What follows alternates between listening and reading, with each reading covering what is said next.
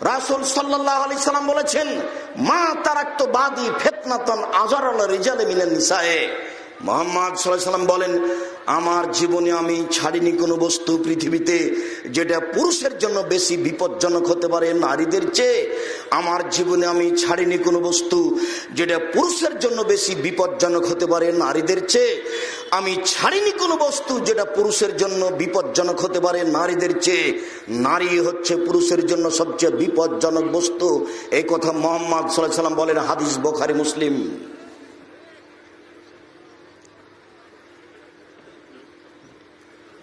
আবু হুরায়রা রাদিয়াল্লাহু তাআলা আনহু বলেন, আবু সাঈদ খুদরি রাদিয়াল্লাহু তাআলা আনহু বলেন, রাসূল সাল্লাল্লাহু আলাইহি সাল্লাম বললেন,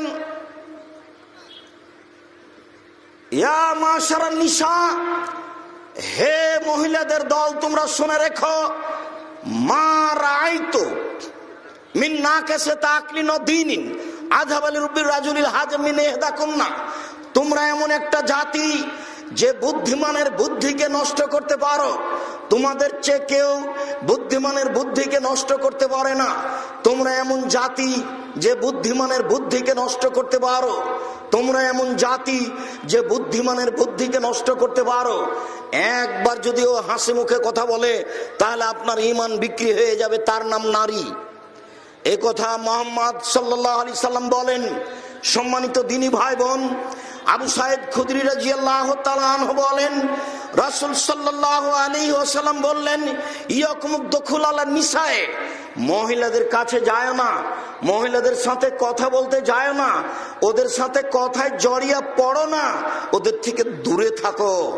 তখন একজন আনসারী সাহাবী বলছেন, আল্লাহর নবী, আলহামু, তো বাড়িতে যে দেবর থাকে, দেবরের ব্যাপারে আপনি কি বলছেন? তখন আল্লাহ রাসূল বলছেন, আলহামুল মউত, দেবর হচ্ছে মরণের মতো। মালাকুল মউতকে যেমন ভয় করতে হয়, দেবরকে তেমন ভয় করতে হবে। ও আদরের বস্তু মনে করতে হবে না, ওকে খানা পানি দিতে হবে, এ কথাই ঠিক। তাকে মূল্যায়ন করতে হবে, এ কথাই ঠিক। নিজেকে খুব হেফাজতে রেখে, সাবধানে রেখে বাড়িতে থাকতে পারে, এ কথাই ঠিক।